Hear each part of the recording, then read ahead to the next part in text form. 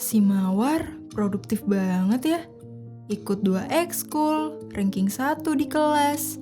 Udah gitu kemarin ditunjuk buat kontingen Olimpiade Sains Nasional.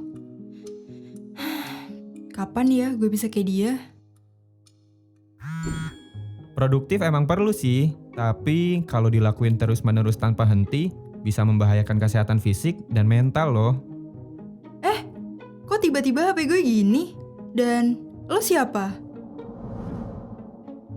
Kali ini, gue bakal coba menjawab kegelisahan yang lo rasain. Jadi, produktif itu boleh banget kok. Tapi, kalau dilakuin terus-menerus dan sampai mengabaikan hal-hal lain, bisa jadi toksik buat diri sendiri, alias toxic productivity.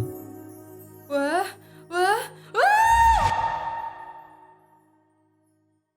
Toxic productivity merupakan keinginan yang gak sehat untuk terus menjadi produktif setiap saat dengan cara apapun. Orang yang mengalami hal ini berkeinginan untuk terus bekerja atau dalam konteks siswa kayak lo, untuk terus-terusan belajar dan pengen mencapai banyak hal dalam satu waktu. Toxic productivity bikin kita nggak mau ngelakuin aktivitas yang dianggap seolah-olah nggak produktif, kayak bermain, istirahat, dan kegiatan lain yang sebenarnya juga kita butuhkan. Nah, ada beberapa tanda jika kita terjebak dalam toxic productivity. Pertama, terobsesi untuk menjadi produktif. Orang yang mengalami toxic productivity merasa dirinya harus melakukan berbagai kegiatan terus-menerus tanpa jeda. Hal ini kalau dilakuin terus dapat mempengaruhi kesehatan fisik dan mental loh, seperti kelelahan dan penat yang lambat laun jadi muncullah burnout. Kedua, sering merasa bersalah kalau berdiam diri. Orang yang sering merasa bersalah ini bakal nganggep kalau melakukan hal yang gak menghasilkan apapun itu salah dan gak produktif. Jadi, mereka bakal ngerasa gelisah kalau berdiam diri dan gak ngapa-ngapain. Terus yang ketiga, membuat target yang tidak realistis. Mungkin buat lo yang lagi nyiapin diri untuk menghadapi UTBK, bakal mulai nyusun target berupa materi-materi yang harus dipelajari. UTBK yang materinya banyak, sering bikin orang harus mengejar materi-materinya tanpa jeda. Padahal, kalau lo kebut materi-materinya, justru lo bakal lebih cepat lupa atas apa yang udah lo pelajarin. Karena apa yang lo ingat, itu cuma di permukaannya aja. Keempat, tidak pernah merasa puas. Walaupun secara objektif apa yang mereka kerjakan itu udah atau lebih dari cukup, orang yang terjebak dalam toxic productivity gak akan pernah merasa puas. Mereka akan selalu haus akan kegiatan dan pencapaian selanjutnya yang mau dilakukan. Terakhir, berkata tidak untuk istirahat.